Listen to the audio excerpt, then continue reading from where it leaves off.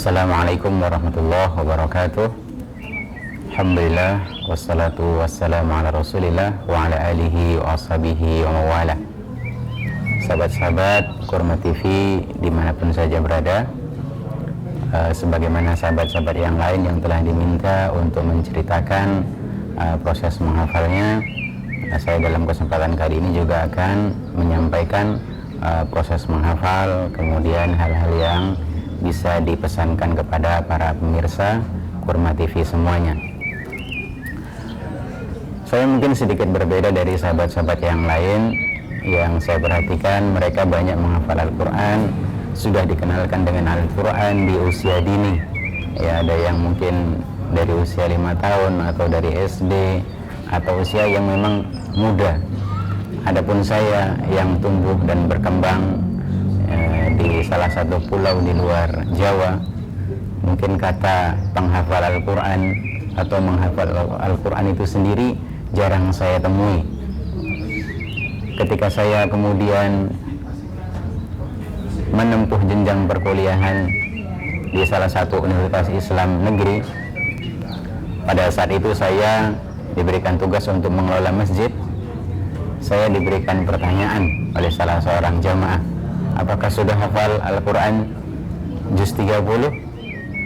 Saya belum bisa jawab. Artinya pada saat itu memang saya belum hafal Al-Quran. Dan Bapak itu mengatakan, saya yakin orang-orang seperti Anda yang kuliah di Universitas Islam Negeri juz 30 pun belum hafal. Maka pada saat itu kemudian saya merasa malu dan tergetak untuk kemudian memulai menghafal Al-Quran. Saya kemudian berangkat ke Pulau Jawa mencari satu pesantren ke pesantren yang lain dalam rangka untuk talabul ilmi syar'i dan juga menghafal Al-Quran.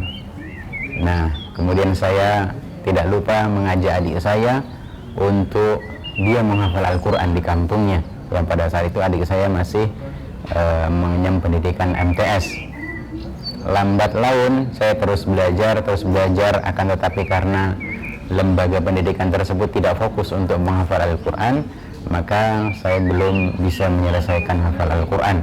Sedangkan adik saya yang dalam kurang lebih 2 tahun sudah hafal Al-Quran. Tentunya ini kemudian menumbuhkan rasa malu pada diri saya.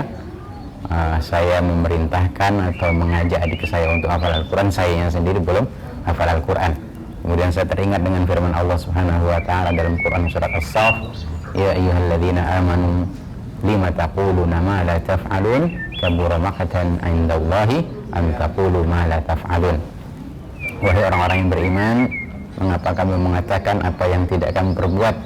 Amat besar kebencian di sisi Allah Subhanahu wa Ta'ala kamu mengatakan sesuatu atau memerintahkan sesuatu yang kamu sendiri tidak melakukan.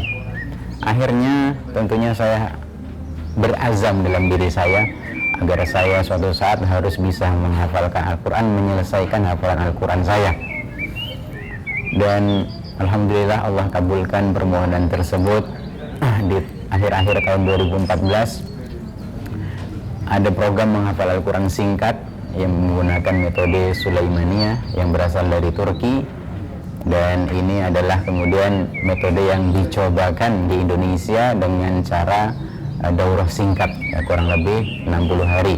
Ya, di sana diberikan judul daurah 60 hari menghafal Al-Quran beserta artinya. Saya kemudian beserta rekan-rekan dari seluruh Indonesia yang pada saat itu diberikan kesempatan untuk mengikuti daurah tersebut, alhamdulillah bisa menghatamkan Al-Quran. Dan kemudian untuk tahap selanjutnya tentu hafalan Al-Quran itu harus dimurojaah. Maka bagi kita semua yang sudah menghafal Al-Quran baik 1, 2 atau bahkan beberapa juz, tentunya harus meluangkan waktu untuk memurojaahnya. Ya, bahkan mungkin dalam perjalanan kita, dalam kesibukan aktivitas kita, diusahakan untuk tetap bisa murojaah.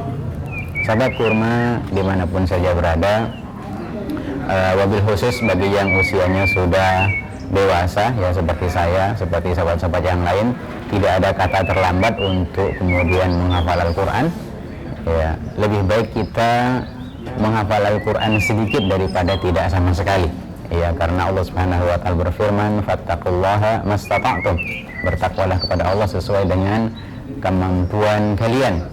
Dan ada moto yang sangat bagus dari Arab, di sana dikatakan, "Ma la yudriku kulluhu la yutraku julluhu." Apabila tidak bisa diraih seluruhnya, maka jangan ditinggalkan sebahagiannya. Artinya berapapun kita usaha untuk menghafal Al-Quran, coba kemudian untuk dilakukan, mungkin kita bisanya 1 juz atau 5 juz atau 10 juz, alhamdulillah, daripada kemudian kita menyerah. Ya, cobalah dan cobalah, insya Allah suatu saat kemudian kita juga bisa menghafal Al-Quran. Dan yang terakhir saya ucapkan terima kasih banyak kepada PT Kampung Kurma yang telah berperan dalam dakwah Quran. Salah satunya adalah dengan memberikan kapling kepada para penghafal Al-Quran. Semoga kemudian usahanya semakin berkah dan semakin berkembang. Demikian yang bisa saya sampaikan, semoga bermanfaat bagi saya pribadi dan kepada jamaah semuanya. Assalamualaikum warahmatullahi wabarakatuh.